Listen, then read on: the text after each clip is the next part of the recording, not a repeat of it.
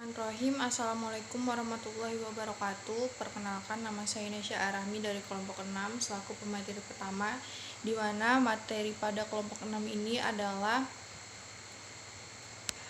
yaitu pasar modal. Baiklah, saya selaku pemateri pertama akan membahas tentang pengertian pasar modal dan fungsi pasar modal.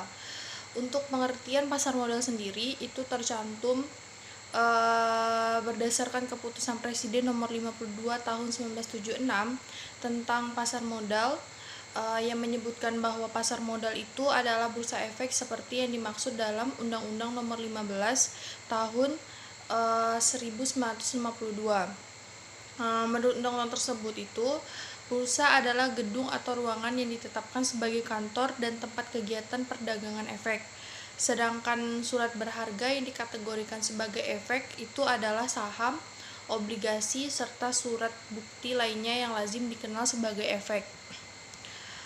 Menurut undang-undang tersebut pula, pasar modal ini diartikan sebagai suatu kegiatan perdagangan efek dan penawaran umum, serta lembaga, perusahaan maupun profesi yang berkaitan dengan efek. Kemudian ada banyak sekali surat yang diperdagangkan seperti saham, obligasi, sekuritas, dan masih banyak lagi yang lainnya. Surat-surat ini dibuat oleh pemerintah maupun perusahaan swasta. Dalam pelaksanaan perdagangannya melibatkan sebuah jasa komisioner, perantara, dan juga underwriter. Kemudian dalam pengertian secara luasnya itu, pasar modal ini merupakan tempat bertemunya dua pihak, yaitu investor dan emiten. Investor ini berperan sebagai pihak yang memiliki dana, sedangkan emiten merupakan badan usaha yang membutuhkan modal dan mengeluarkan suatu surat berharga untuk diperdagangkan. Yang kedua ini fungsi pasar modal. Fungsi pasar modal ini yang pertama yang dapat kita ketahui yaitu untuk menambah modal usaha. Selain meminjam ke bank, pengusaha itu juga bisa memilih untuk terjun di pasar modal ini dalam rangka mencari modal. Jadi sebuah perusahaan atau bisnis bisa menjual sebagian sahamnya di tempat pasar modal ini. Saham yang dijual tersebut nantinya akan dibeli oleh masyarakat, suatu lembaga, atau bisa juga oleh pemerintah. Dari sanalah para pebisnis ini bisa mendapatkan modal usaha tambahan. Kemudian fungsi yang kedua itu sebagai sarana untuk pemerataan pendapatan. Maksudnya adalah dalam jangka waktu tertentu saham telah dibeli oleh masyarakat, akan diberikan sebuah dividen. Untuk yang belum tahu, dividen ini merupakan hak pemilik saham. Jika suatu perusahaan telah memperoleh keuntungan, jadi masyarakat yang sebelumnya telah membeli saham akan memperoleh bagi hasil dari keuntungan yang dimiliki perusahaan.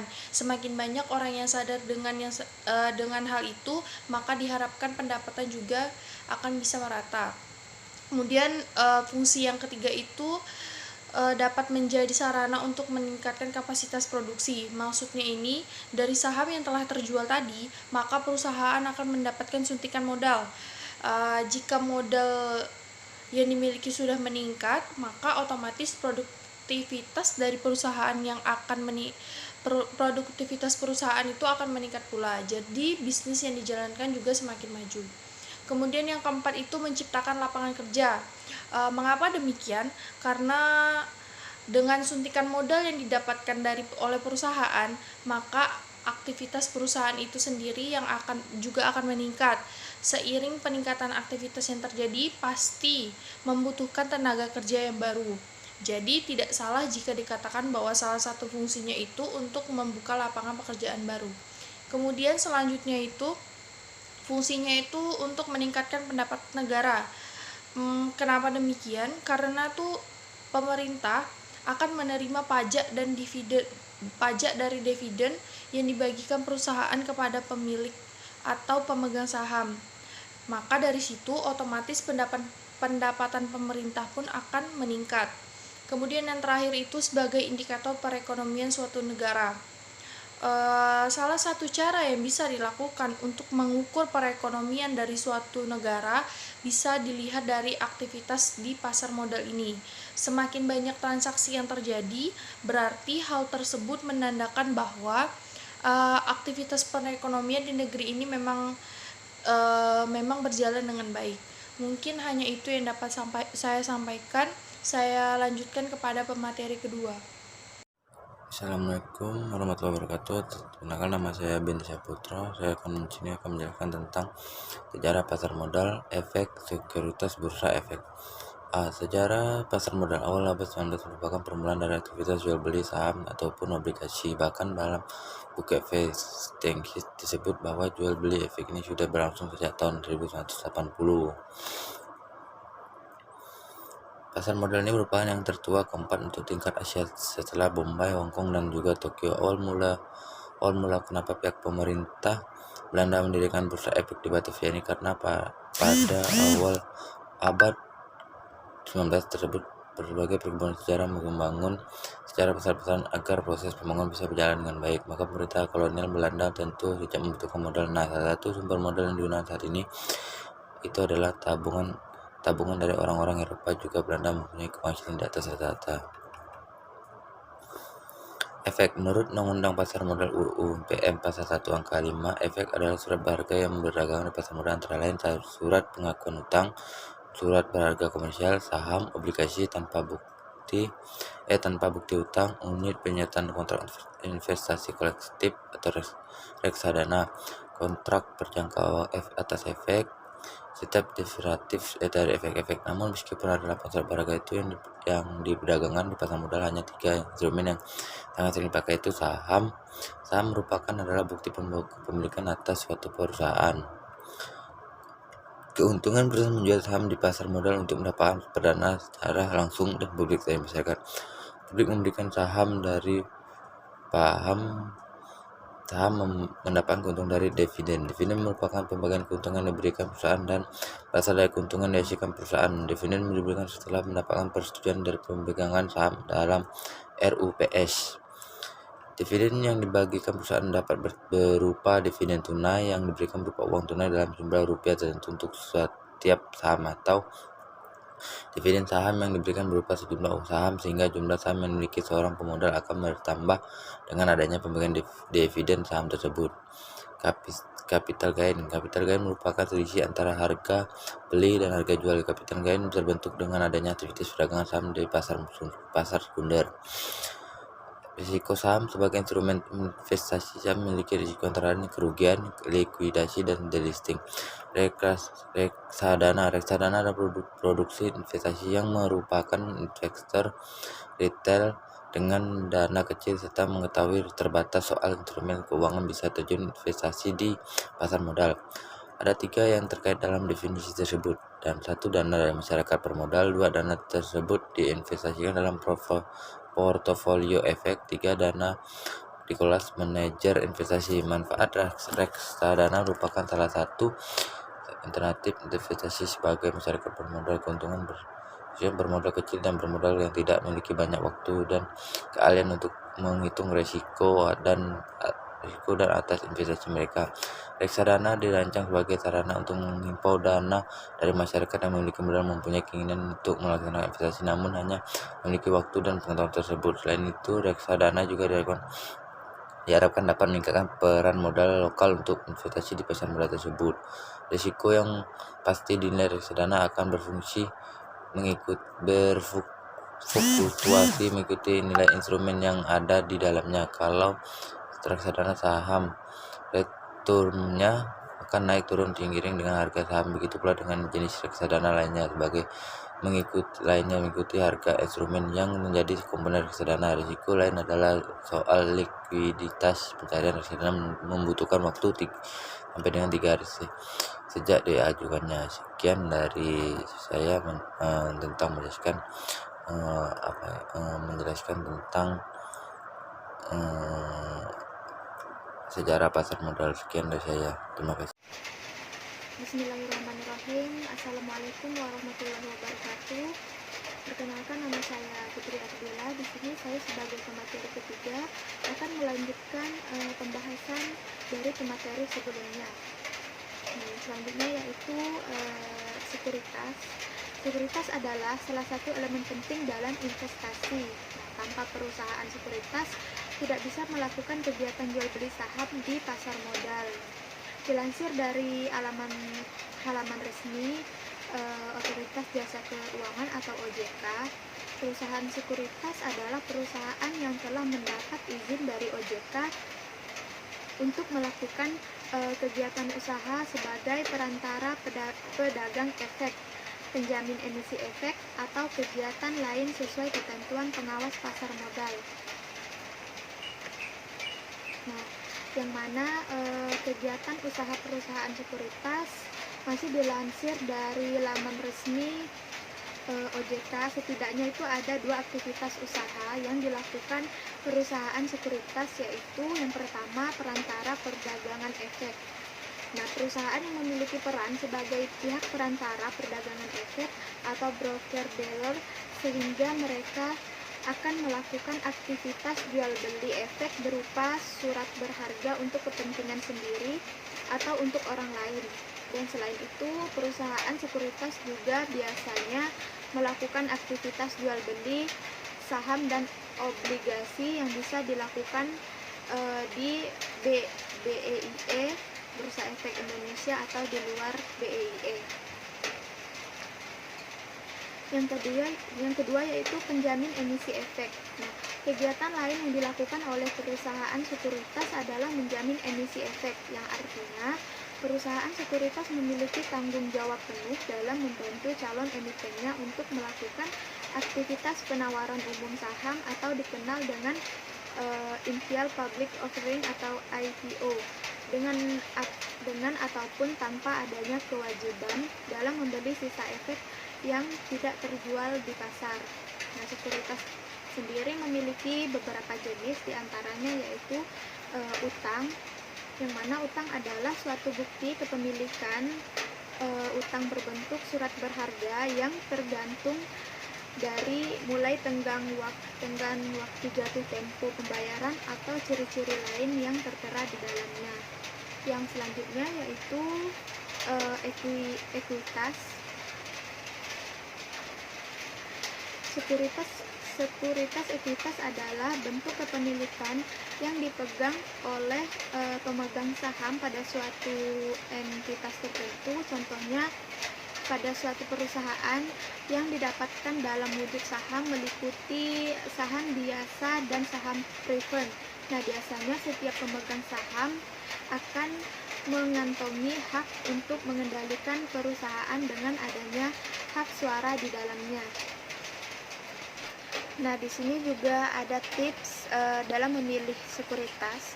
Yang pertama yaitu terdaftar di OJK. Nah, hal pertama yang harus Anda perhatikan dalam memilih perusahaan sekuritas adalah memastikan perusahaan sekuritas tersebut sudah terdaftar di OJK dan BEI. Nah, yang kedua yaitu kemudahan transaksi. Nah, bisa dibilang hampir seluruh perusahaan menerapkan sistem jual belinya secara online. Untuk itu, Anda bisa mempertimbangkan hal tersebut dalam memilih perusahaan sekuritas. Yang ketiga yaitu riset yang diberikan. Nah, pada umumnya perusahaan sekuritas akan memberikan berbagai analisa yang berhubungan dengan kondisi pasar pada saat itu secara rutin. Untuk itu, Anda bisa menjadikan berbagai riset perusahaan sekuritas tersebut sebagai bahan mendalam jika merasa analisa yang mereka lakukan sudah cukup mendalam dan sesuai dengan keperluan Anda. Nah, yang keempat yaitu fee. Tips lain yang harus Anda perhatikan sebelum memilih perusahaan sekuritas adalah fee yang mereka terapkan. Fee transaksi adalah pendapatan yang diperoleh pada setiap perusahaan sekuritas. Mereka memiliki ketentuan nilai fee yang berbeda-beda. Dan yang terakhir yaitu customer service. Nah, pelayanan customer service yang diberikan oleh suatu perusahaan sekuritas juga harus Anda pertimbangkan. Kenapa? Karena dalam menjalankan investasi bersama perusahaan tersebut bisa saja Anda mendapatkan beberapa kendala dan atau masalah. Untuk itu Anda harus memastikan layanan customer service yang mereka berikan cukup baik. Yang selanjutnya yaitu D. Bursa efek. Nah, dalam Undang-Undang Pasar Modal UUPM Pasal 1 Angka 4, bursa efek adalah pihak yang menyelenggarakan dan menyediakan sistem atau sarana untuk mempertemukan penawaran, jual beli efek pihak-pihak lain dengan tujuan memperdagangkan efek di antara mereka. Nah, secara umum bursa efek memiliki dua peran, yaitu sebagai fasilitator dan kontrol terhadap jalannya perdagangan efek, terutama di Indonesia. Nah, sebagai fasilitator perdagangan efek meliputi yang pertama yaitu menyediakan semua sarana perdagangan efek atau sebagai fasilitator, dan yang kedua membuat peraturan yang berkaitan dengan kegiatan bursa. Yang ketiga, melakukan pencatatan terhadap semua instrumen efek. Yang keempat, mengupayakan likuiditas instrumen investasi efek. Yang kelima, menyebarluaskan informasi bursa efek. Nah, peranan bursa efek dalam melakukan kontrol terhadap perdagangan efek meliputi yang pertama yaitu melakukan pemantauan kegiatan transaksi efek, yang kedua mencegah praktik manipulasi harga yang tidak wajar yang dilarang oleh undang-undang, yang ketiga melakukan pembekuan perdagangan untuk emiten saham yang melanggar ketentuan bursa efek, dan yang keempat yaitu melakukan pencabutan atas efek sesuai peraturan yang berlaku. Dan yang penjelasan saya yang terakhir yaitu bagian C, pentingnya pasar modal dalam pembangunan perekonomian. Nah, pasar modal memiliki peran besar bagi perekonomian suatu negara karena menjalankan dua fungsi sekaligus, yaitu fungsi ekonomi dan fungsi keuangan, yang mana pasar modal memiliki fungsi ekonomi karena menyediakan fasilitas atau wahana yang mempertemukan dua kepentingan, yaitu pihak yang memiliki kelebihan dana atau investor dan pihak yang memerlukan dana. Nah, dengan adanya pasar modal, pihak yang memiliki kelebihan dana dapat menginvestasikan dananya dengan harapan akan memperoleh imbalan hasil. Dan sedangkan pihak yang memerlukan dana itu dapat memanfaatkan dana tersebut untuk kepentingan investasi tanpa harus menunggu tersedianya dana dari operasi perusahaan atau pinjaman perbankan. Dan yang menjadi alasan utama suatu negara mengundang modal asing adalah untuk meningkatkan pertumbuhan ekonomi dan memperluas lapangan kerja. Nah, dengan masuknya modal asing, tujuan-tujuan lain yang ingin dicapai seperti mengembangkan industri, substitusi impor untuk membangun prasarana, dan mengembangkan daerah tertinggal. Investor asing yang ingin menanamkan modalnya di dalam suatu negara tentu tidak harus membangun perusahaan, baru investor asing dapat masuk ke pasar modal di suatu negara dengan tujuan-tujuan tertentu. Nah, oleh karena itu pasar modal dapat dikatakan penting bagi negara-negara di dunia. Kemudian gambaran kemajuan perekonomian suatu negara itu tercermin dari seberapa besar pasar modal di negara tersebut, khususnya untuk negara yang mengandalkan perekonomiannya di sektor industri, yang mana peran pasar modal sangat penting. Hal tersebut karena perusahaan ingin menambah modal bisa mendapatkan dari pasar modal dengan menjual sebagian kepemilikannya melalui proses penawaran umum. Nah, selain mendapatkan dana dari perusahaan juga banyak keuntungan, diantaranya lebih dikenal masyarakat, sehingga produk yang dihasilkan akan mudah dikenali sehingga lebih hemat periklanan. Masyarakat investor akan lebih mengawasi perusahaan karena adanya kepemilikan, sehingga manajemen perusahaan terdorong lebih profesional dalam mengelola perusahaan. Nah, dengan seperti itu, maka perusahaan akan berkembang dengan baik dan sehat, sehingga memberikan sumbangsi untuk perekonomian suatu negara dengan membuka lapangan pekerjaan, kemudian pemasukan pajak untuk negara, dan juga produk perusahaan dapat tersedia untuk dikonsumsi masyarakat sehingga menggerakkan sektor konsumsi dan produksi. Demikian yang dapat saya sampaikan, kurang lebihnya mohon maaf. Wabillahi taufik wal hidayah. Wassalamualaikum warahmatullahi wabarakatuh.